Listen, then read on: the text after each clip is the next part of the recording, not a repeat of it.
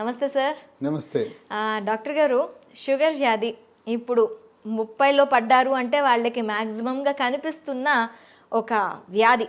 అది ఏంటి అంటే జీవన శైలిలో బీపీ షుగర్లు ఎలా అయిపోయాయి అంటే ఒక బీపీయా షుగరా ఓకే అది కామన్.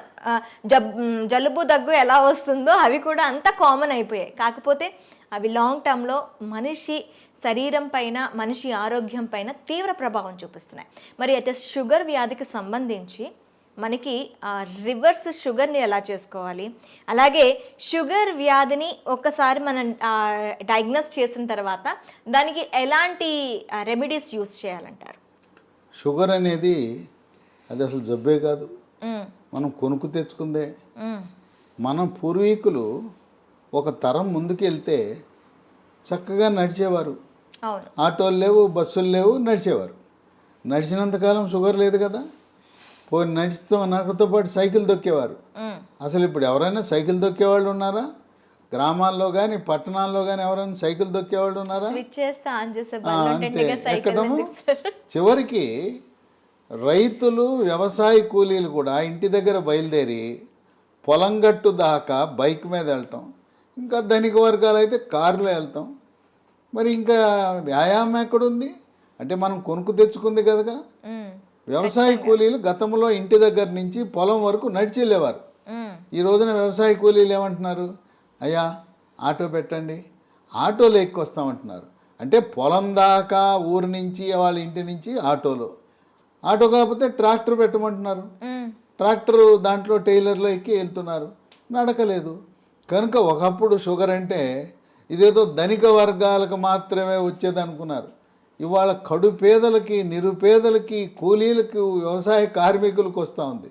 ఎందుకంటే వాళ్ళ అంటే పనులు చేయటంలా 30 ఏళ్ళలోనే కాదు సార్, అంతకన్నా తక్కువ ఉన్న ఏజ్ ఉన్న వాళ్ళకి కూడాను ఇప్పుడు షుగర్ అనేది కనిపిస్తుంది. అంటే గరిష్టంగా 30 ఏళ్ళు అనేది ఒక ప్రామాణికం. ఇప్పుడు శ్రామిక వర్గానికి రాదు, ఇది పేదవాళ్ళ జబ్బు కాదు, అబ్బా కోటీశ్వర్ల జబ్బు అనుకునేవారు, అందుకే షుగర్ అనేవారు. ఇప్పుడు ఏమైంది? మరి కూలి పని చేసుకునే వాళ్ళకు కూడా వస్తుంది. ఎందుకు వస్తుంది? ఇంతకుముందు ఏదైనా తవ్వాలంటే చేతిలో పార ఉండేది, పలుగు ఉండేది, గడ్డపార పలుగు ఉండేది. ఇవాళ బరువులు మోసేవారు. ఇప్పుడు ఏమీ లేదు, బరువులు ఎత్తాలంటే మిషను, చేత్తో బరువులు ఎత్తే పని లేదు. వ్యవసాయ పనులన్నీ కూడా యాంత్రీకరణ జరిగింది. అందువల్ల మనము శారీరక శ్రమ లోపించటం వల్ల ఈ షుగర్ ఎక్కడ చూసినా, ఏ ఇంట్లో చూసినా, పట్టణాలు లేదు, నగరాలు లేదు, ధనిక వర్గాలు, పేద వర్గాలు అందరికీ వచ్చేస్తూ ఉంది. ఈ షుగర్ వ్యాధి బరువు అధికంగా ఉన్న వాళ్ళకి వస్తుంది. ఓకే. కనుక బరువుకి షుగర్కి లింక్ ఉంది. బరువు అధికంగా ఉన్న ప్రతి ఒక్కరూ కూడా థైరాయిడ్ గ్రంథి ఏమైనా సరిగా పనిచేస్తుందా లేదా తెలుసుకోవాలి. కనుక thyroid test T3, T4, TSH అనే పరీక్ష విధిగా చేయించుకుని థైరాయిడ్ లోపం ఉన్నప్పుడు థైరాయిడ్ ట్యాబ్లెట్లు వాడితే బరువు తగ్గుతారు. అంటే డయాబెటిక్స్ ఉన్న వాళ్ళందరికీ థైరాయిడ్ వచ్చే అవకాశాలు ఉంటాయంటారా సార్? అంటే ఇప్పుడు ఎట్లయితే షుగరు, బీపీ అన్నదమ్ములో బరువు అధికంగా ఎవరైనా ఉన్నా చాలామంది చెప్తారు, నేను గుప్పిడి అన్నమే తింటానండి, ఇంతలా ఉన్నానేంటి అంటారు.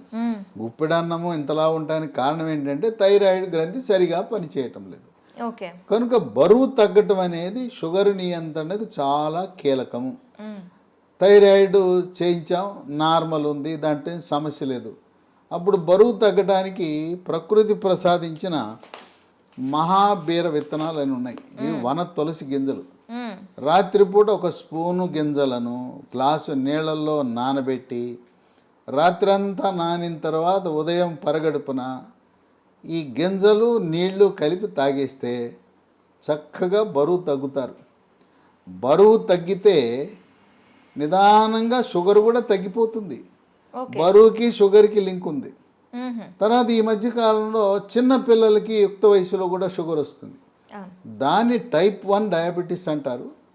ఆ టైప్ 1 డయాబెటీస్ అనేది మందులు లేకుండా దాన్ని నియంత్రించడం కష్టం. చిన్న వయసులో వచ్చే షుగర్ వ్యాధికి ఇన్సులిన్ తప్పదు. అది ఇన్సులిన్ ఆధారిత షుగర్ అంటారు. అయితే అదృష్టవశాత్తు 100 మందికి షుగర్ ఉంటే 90 మందికి ఈ టైప్ 2 డయాబెటీస్ అంటే 40 ఏళ్ళు దాటి బరువు ఎక్కువ ఉన్న వాళ్ళకి వస్తూ ఉంటుంది. ఓకే. ఆ విధంగా బరువు నియంత్రణ ముఖ్యం. ఆహార నియమాలు 1983లో అన్న ఎన్టీ రామారావు ముఖ్యమంత్రి కాకముందు ఉత్తరాంధ్రలో, రాయలసీమలో, తెలంగాణలో ప్రజలంతా ఏం తినేవారు? రాగి, జొన్న, సజ్జ, కొర్రలు, అరిగెలు, సామెలు, ఊదలు. ఇవి తిన్నంత కాలము ఈ షుగర్ వ్యాధి అడ్రస్ ఉండేది కాదు. అన్న ఎన్టీఆర్ ఏం ఆలోచించాడు? ధనిక వర్గాలే బియ్యం తింటున్నారు, పేదోళ్ళంతా ఈ గింజలు, ఈ చిరుధాన్యాలు తింటున్నారు. ఇప్పుడు చిరుధాన్యాలు చాలా చౌకగా ఉండేవి. అవును, మొన్నటి వరకు చిరుధాన్యాలు తక్కువగానే ఉండేవి. చిరుధాన్యాల గురించి అవగాహన కలిగి చిరుధాన్యాల రేటు మంటెత్తిపోతా ఉంది. బియ్యం రేటు కంటే 4 రెట్లు ఉంది. ఆ రోజుల్లో పేదవాళ్ళు తర్వాత కిలో బియ్యం ఖరీదు 10 రూపాయలు ఉంటే ఇవి కిలో రూపాయి 2 రూపాయలు ఉండేది. ఆయన పెద్ద మనసుతో సమానత్వం కావాలి, పేదవాడికి కూడా బియ్యం ఇవ్వాలని కిలో 2 రూపాయల బియ్యము. ఇక తదుపరి పోటీపడి కిలో రూపాయి బియ్యం. ఇవాళ మోడీ గారు అయితే ఆయన ఉచితంగా ఇస్తున్నాడు.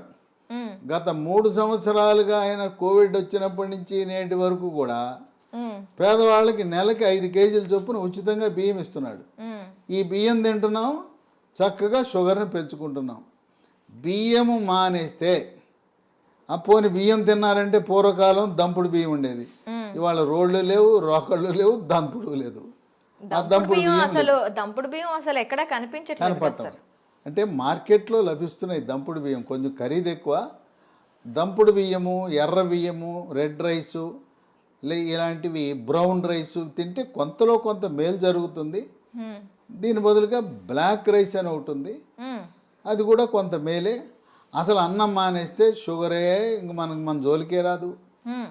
తర్వాత కొంతమంది పాపం తెలవక నాకు షుగర్ వచ్చింది అందుకని అన్నం మానేసి గోధుమల జోలికి వెళ్ళానంటారు. గోధుమ రొట్టె వేసుకుంటున్నా, గోధుమ అన్నం తింటున్నా, గోధుమ రవ్వతో ఉప్మా చేసుకున్నా అన్న. గోధుమల వల్ల షుగర్ ఇంకా పెరిగిపోతుంది. అన్నములో, వరి అన్నములో ఉండే పిండి పదార్థం కంటే గోధుమలో రెట్టింపు ఉంది. కనుక మనకి 2 శత్రువులు ఉండారు.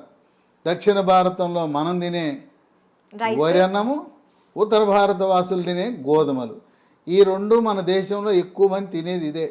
పేద, ధనిక అన్ని వర్గాలు తినేది.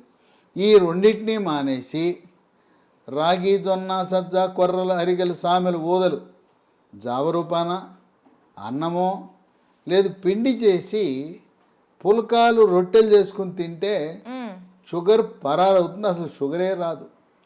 కనుక మనం తీసుకునే ఆహార నియమాలు అనేది చాలా ముఖ్యం. ఇక వీటితో పాటు వ్యాయామం చేయాలి. నడక ముఖ్యం. యోగా, ప్రాణాయామము, ధ్యానము, నడక. ఇప్పటికైనా షుగర్ ఉన్నవాళ్ళు మీకు బైక్ ఉండొచ్చు కాక, కారు ఉండొచ్చు కాక, ఉన్న ఒక సైకిల్ కొనండి, కొత్త సైకిల్ ఒకటి కొని తొక్కండి. సైకిల్ తొక్కితే పోనీ బయట తొక్కడం వీలు కాకపోతే ఇప్పుడు కూడా కొంతమంది సైకిల్ స్టాండ్ వేసి ఇంట్లోనే తొక్కుతుంటారు, స్టాండ్ వేసి తొక్కుతుంటారు.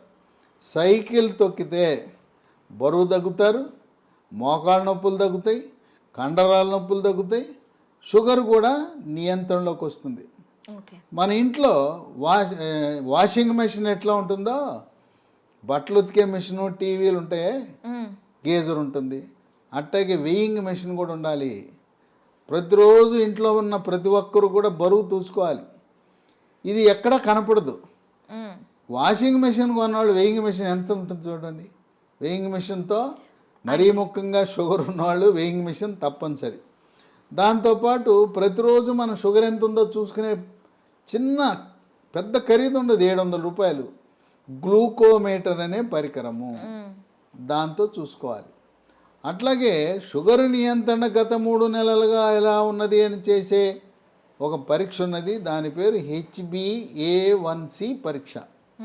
ఆ పరీక్ష 3 నెలలకు ఒకసారి చేసినప్పుడు 7 కంటే తక్కువ ఉంటే నియంత్రణ బాగున్నది అని అర్థమవుతుంది. ప్రతి మంత్లో కూడా చేస్తారా సార్ ఇది? కాదు, 3 నెలలకు ఒకసారి చేయాలి. ఓకే, ప్రతి నెల అవసరం లేదు, 3 నెలలకు ఒకసారి. మా ఇంటి పక్కనే ల్యాబొరేటరీ ఉందని గ్లూకోమీటర్ కొంట మాత్రం మానకూడదు. మన ఇంటి పక్కన ల్యాబొరేటరీ ఉంటే HbA1c పరీక్ష చేయించుకోండి. ఈ చిరుధాన్యాల గురించి చెప్పాను. చిరుధాన్యాలతో చేసే బిస్కెట్లు చాక్లెట్లు అందుబాటులోకి వచ్చినాయి. లీ హెల్త్ అనే కంపెనీ వాళ్ళు మిల్లీ కుక్కీస్ అని బిస్కెట్లు తయారు చేశారు. ఓకే.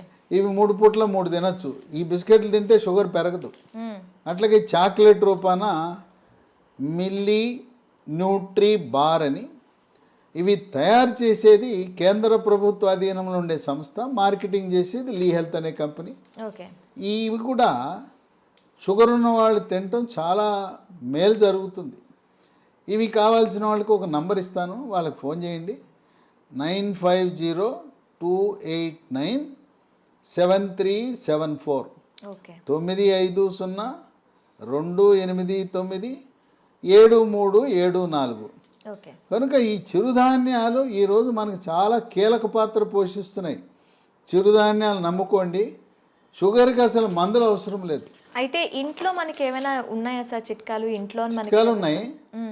మీకు ఎవరైనా మీకు కొన్ని లక్షణాలు కనపడినప్పుడు ఒంటి మీద నల్లటి రంగు, మెడ ముందు బాగా నల్లగా అవుతుంది, లేదా కంటి మీద రెప్పల మీద కురుపులు, మూత్రంలో చీమకణాలు, మహిళలకైతే తరచుగా వైట్ డిశ్చార్జ్ తెలిపోవటం, ఇలాంటి లక్షణాలు కనపడి షుగర్ పరీక్ష ఏమి తినకుండా చేయించినప్పుడు షుగర్ మొట్టమొదటిసారిగా బయటపడితే మీరేమి నిరాశ నిస్పృహకు గురవద్దు.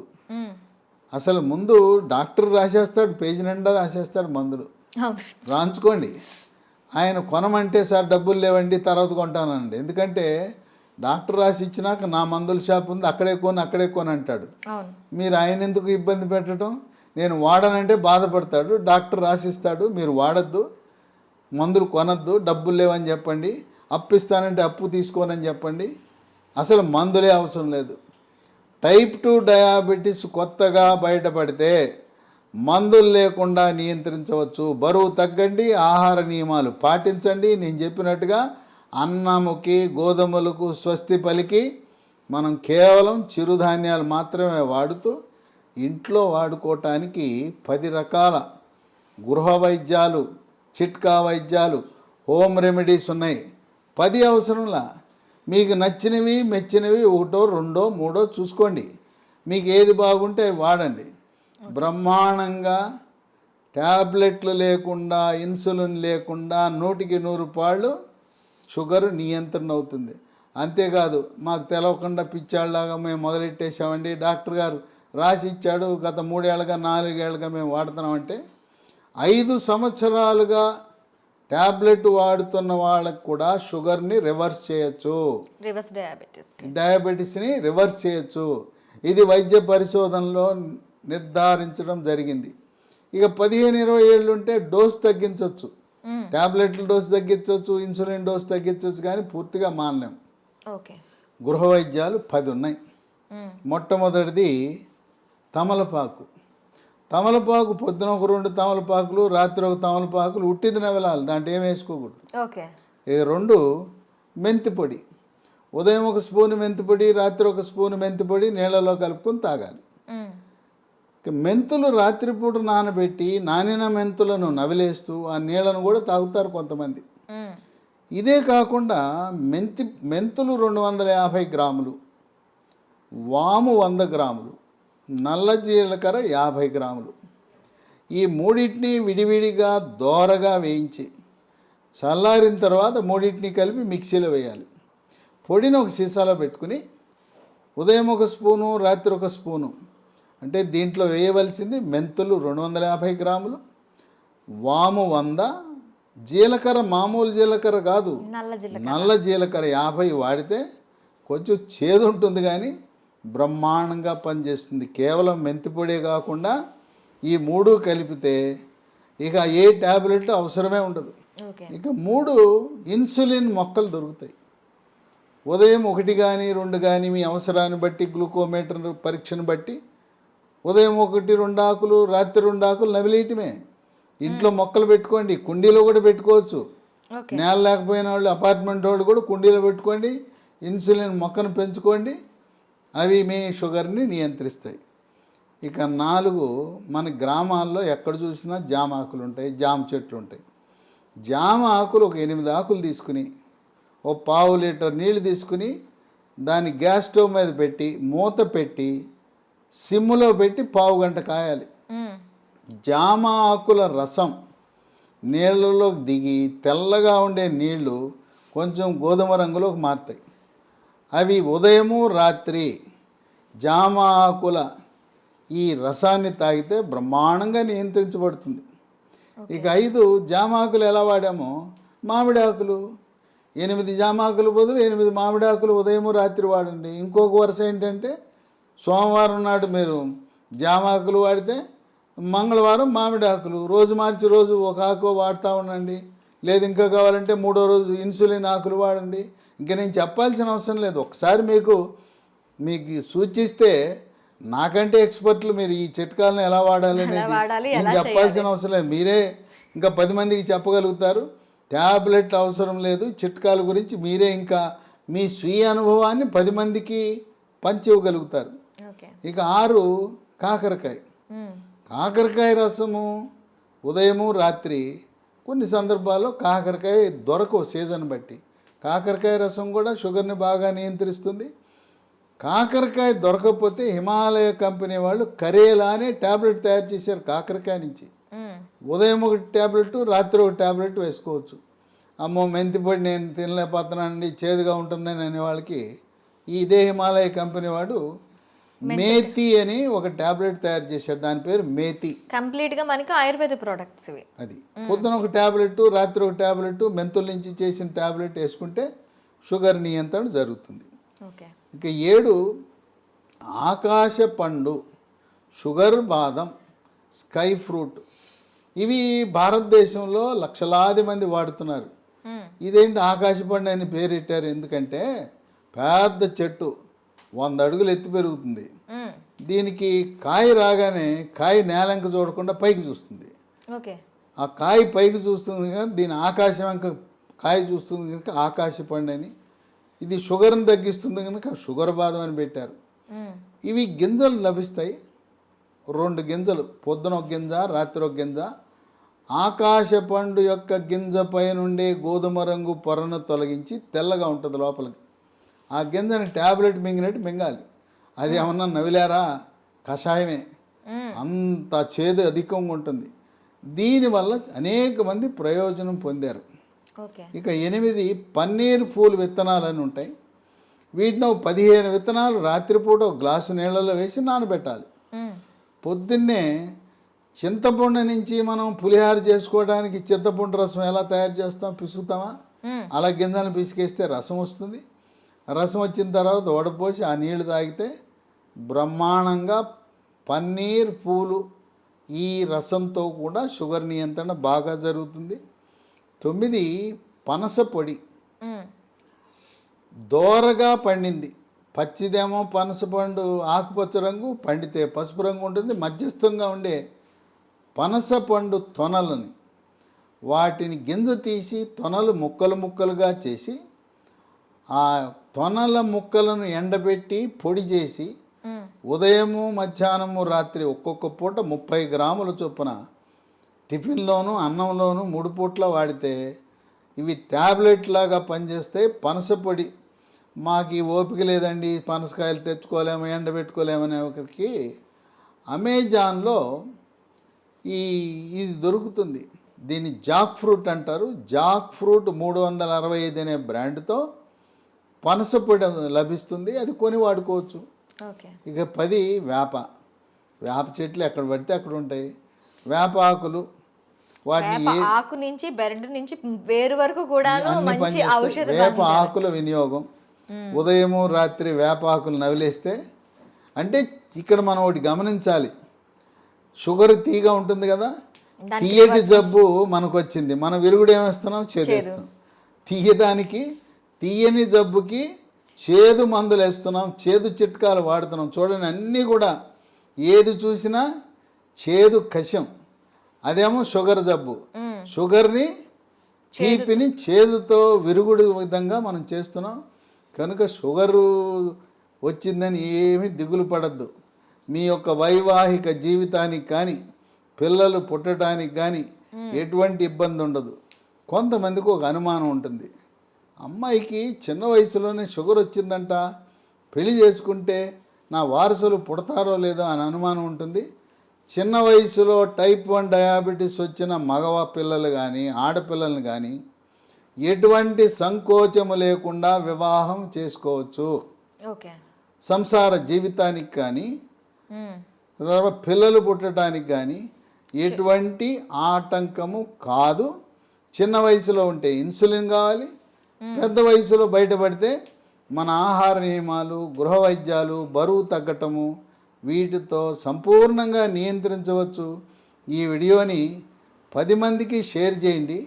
ఈ సమాచారం మీలోనే దాచుకోకుండా మీ సోషల్ మీడియా ద్వారా, మీ వాట్సాప్ ద్వారా, మీ స్నేహితులకు, బంధువులకి, తెలిసిన వాళ్ళందరికీ కూడా దీన్ని షేర్ చేసి దీన్ని పంపించి అందరూ దీనివల్ల ప్రయోజనం పొందేలా ఒక సందేశం వెళ్ళాలి. షుగర్ వ్యాధి ఉంటే దిగులు చెందవద్దు, షుగర్ వ్యాధిని చేదు వస్తువులతో మనం తిప్పి కొట్టచ్చు అనే సందేశం సమర్థవంతంగా మనం ప్రచారం చేద్దాం. Okay sir, thank you very much. చూసారు కదా, ప్రతి ఇంట్లో కూడా షుగర్ బారిన పడి బాధపడుతున్న వాళ్ళు చాలామంది ఉంటారు. వాళ్ళందరికీ కూడాను ఈ సమాచారం అనేది ఖచ్చితంగా అందాలని ఐ డ్రీమ్ తరపున కోరుకుంటున్నాం. మరొక అంశంతో మీ ముందుకు వస్తాం. Stay with us.